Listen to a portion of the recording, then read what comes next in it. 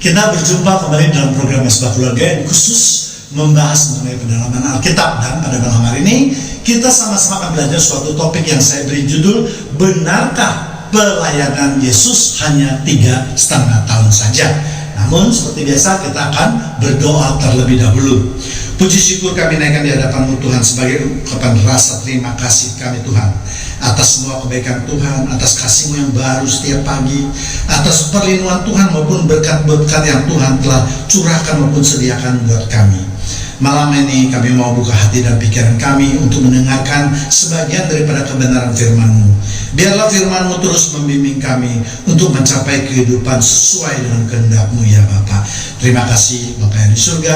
Terima kasih Tuhan Yesus. Terima kasih Tuhan Roh Kudus. Kami sudah berdoa di dalam nama-Mu. Mari sama-sama siap untuk menyambut firman Tuhan, kita katakan amin. Seringkali kita mendengar para pengkhotbah mengatakan bahwa pelayanan Yesus di bumi ini hanya kurang lebih 3,5 tahun saja. Yang menjadi pertanyaan adalah, dari mana mereka mengetahui hal tersebut? Karena di dalam Alkitab sama sekali tidak tersurat.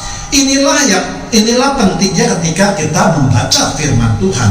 Maka yang justru yang tersirat itu tidak kalah pentingnya. Secara literal atau harfiah memang tidak pernah tertulis bahwa Yesus melakukan pelayanan itu hanya 3,5 tahun saja.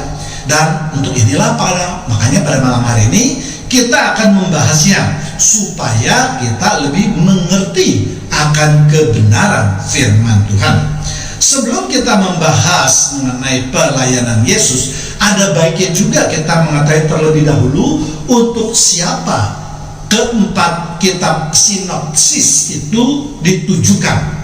Yang dimaksud dengan kitab sinopsis itu adalah keempat kitab yang termuat di dalam kitab Perjanjian Baru, yaitu Matius, Markus, Lukas, dan Yohanes. Ya, kita tahu bahwa kitab Matius itu ditujukan kepada orang-orang Yahudi yang belum percaya, yang menyatakan bahwa Yesus adalah Sang Mesias. Itulah sebabnya kitab Matius dimulai dengan silsilah keturunan Yesus. Dan di dalam kitab Matius yang seringkali atau jarang sekali oleh Matius itu menceritakan istilah-istilah maupun perayaan-perayaan orang Yahudi dengan detail ya dan lengkap. Sebab Matius yakin pembacanya yang adalah orang Yahudi pastilah sudah mengetahuinya.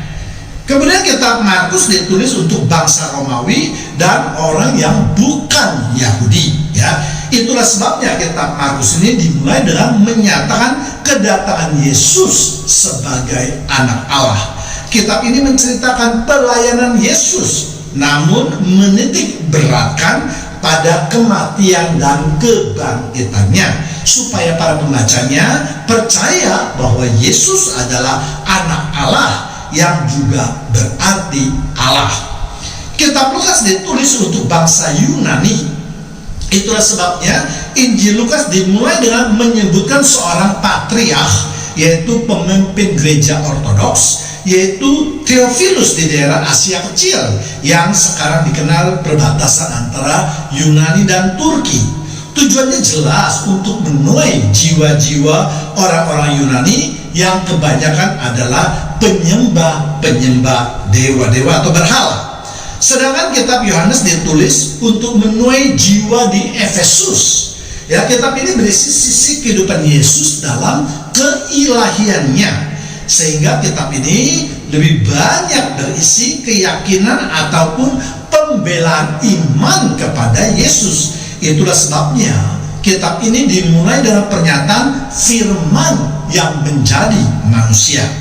Jadi kalau ada orang yang menyatakan bahwa seharusnya suatu peristiwa baru dapat dianggap sebagai suatu kebenaran yang mutlak kalau peristiwa tersebut tercatat di 4 kitab tersebut, jelas orang tersebut tidak mengerti akan tujuan dari penulisannya maupun penyusunan kitab tersebut. Karena setiap kitab itu mempunyai pembaca penekanan dan maksud yang berbeda-beda. Hal ini penting kita ketahui supaya kita sebagai pembaca tidak akan goyah iman kita ketika ada orang yang mempertanyakannya, ya. Sekarang kita akan memasuki pokok pembahasan, ya. Apakah benar Yesus memulai pelayanannya ketika umur 30 tahun? Ini juga sering diutarakan oleh para pengkhotbah, ya. Dan saya kira hal ini juga pernah saya bahas, ya, dalam program sebelumnya yang saya beri judul yaitu The Lost Year of Jesus, ya. Saya hanya mengingatkan sedikit saja bahwa untuk setiap laki-laki Yahudi, pembelajaran hukum Taurat itu dimulai umurnya dari 5 tahun sampai 20 tahun, ya. Yesus pun melalui masa-masa seperti itu. Kemudian antara 20 sampai 30 tahun Yesus memasuki sekolah kerabian. Itulah sebabnya orang-orang Farisi maupun ahli-ahli Taurat memanggil Yesus dengan sebutan Rabi. Di samping itu, menurut catatan Misfot orang Yahudi, mereka percaya bahwa pada usia 30 tahun itu adalah puncak kekuatan, sedangkan pada usia 40 tahun adalah kebijaksanaan. Usia 50 tahun itu mampu memberikan nasihat. Usia 60 tahun menjadi tua. Usia 70 tahun yaitu usia kegenapan untuk kembali, ya. Usia 80 tahun itu tahun kemuliaan. Pada usia 90 tahun tubuh bengkok, ya. Pada usia 100 tahun sama saja dengan mati atau benar-benar keluar dari dunia, ya. Itulah pegangan dan kepercayaan orang Yahudi yang dilakukan turun-temurun. Jadi untuk masalah Yesus yang memulai pelayanannya dapat kita terima walaupun tidak tersurat di dalam Alkitab. Nah, bagaimana kita membuktikannya bahwa pelayanan Yesus itu hanya 3,5 tahun saja? Kita semua tahu bahwa ketika Yesus akan memulai pelayanannya, maka Yesus dibaptis oleh Yohanes Pembaptis. Lalu Yesus dicobai di padang gurun. Dan kita juga percaya bahwa Yesus dilahirkan tanggal 25 Desember atau dalam kalender orang Yahudi adalah bulan Kislev atau bulan yang ke-9, ya. Dan ini juga sudah kita bahas di dalam program Benarkah Natal jatuh tanggal 25 Desember. Untuk memperhitungkan semuanya itu, maka kita percaya bahwa Yesus memulai pelayanannya dari bulan 10 kalender orang Yahudi. Karena kenapa? Tanggal 25 Kislev bulan 9 itu merupakan pas genapnya 30 tahun, ya. Jadi kalau dihitung itu 30 tahun, ya. Jadi kalau dihitung dengan memakai orang kalender Yahudi, maka pelayanan Yesus itu nanti akan kita lihat dimulai pada hari raya Paskah, ya. Jadi tolak ukurnya adalah hari raya Paskah, ya, yang tertulis di dalam Alkitab, ya. Dan saya juga akan memakai bulan kalender orang Yahudi supaya kita tidak menjadi bingung, ya. Di dalam kitab Yohanes yang banyak menyoroti kehidupan Yesus dari sisi keilahiannya, maka dapat kita lihat Yesus merayakan hari Paskah. Yohanes 2:13. Ketika hari raya Paskah orang Yahudi sudah dekat, Yesus berangkat ke Yerusalem, ya. Itulah Paskah pertama yang dirayakan Yesus setelah umur 30 tahun, ya. Dan kita tahu bahwa hari Paskah itu atau pada zaman itu untuk memperingati pembebasan bangsa Israel dari perbudakan atau dari tanah Mesir yang jatuhnya adalah tanggal 14 Nisan. Nisan itu bulan 1 bagi kalender orang Yahudi. Jadi kalau kita lihat tadi bulan 9, bulan 10, bulan 11, bulan 12, bulan 1. Nah, satunya kan tanggal 14, berarti kurang lebih 3,5 bulan saja, ya. Ya, jadi kita harus ingat bahwa Yesus baru memulai pelayanannya pertama kali dari mulai dia melakukan pelayanan sampai kepada Paskah itu kurang lebih 3,5 bulan, ya. Dan hal yang menarik yang terjadi pada hari raya Paskah itu adalah Yesus membersihkan bait suci dari pedagang. Paskah kedua yang tercatat dalam Alkitab yaitu di Yohanes 6 ayat 4. Dan Paskah pada hari raya orang Yahudi sudah dekat. 5. Ketika Yesus memandang sekelilingnya dan melihat bahwa banyak orang berbondong-bondong datang kepadanya, berkatalah ia kepada Filipus, di manakah kita akan membeli roti supaya mereka ini dapat makan. Jadi setelah pelayanan 1 tahun, dari Paskah yang pertama sampai Paskah yang kedua itu 1 tahun. Kemudian tadi kita masih ingat ada 3,5 bulan, ya.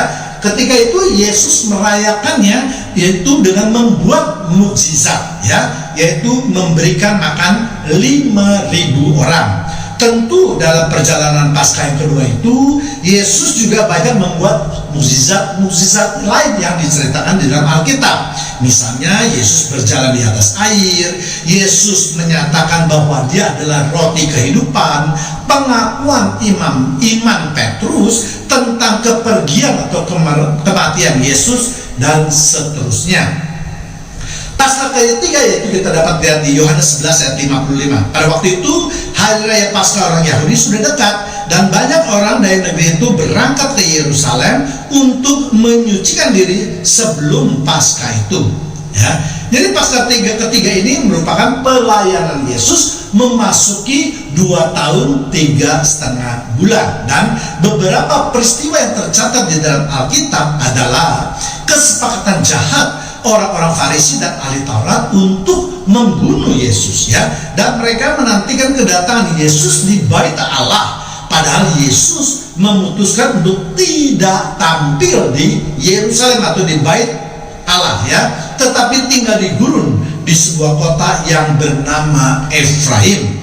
Peristiwa besar lainnya yaitu ketika Yesus diurapi oleh Maria dengan minyak narwastu, membangkitkan Lazarus dari orang mati, dan seterusnya. Kemudian kita lihat yaitu Paskah yang keempat, Matius 26 ayat 17. Pada hari pertama dari hari raya roti tidak beragi, datanglah murid-murid Yesus kepadanya dan berkata, di manakah engkau? Hendak kami mempersiapkan perjamuan Paskah bagimu. Memasuki Paskah keempat, maka pelayanan Yesus juga sudah memasuki 3 tahun, ya, ditambah dengan 3,5 bulan, ya. Seperti kita ketahui bahwa inilah Paskah terakhir bagi Yesus, atau biasa dikenal dengan perjamuan terakhir, di mana Yesus merayakan Paskah bersama murid-muridnya di sebuah rumah di atas sebuah loteng, ya. Dan tak lama kemudian, yaitu kurang lebih 10 hari kemudian, Yesus mati di kayu salib. Dengan demikian kita mengetahui bahwa waktu pelayanan Yesus di muka bumi ini adalah 3 tahun lebih 3 bulan lewat 25 hari, ya. Demikianlah firman yang dapat saya sampaikan. Biarlah firman ini memberikan atau menambah pengetahuan kita tentang pendalaman Alkitab. Mari kita tunjukkan kepala kita.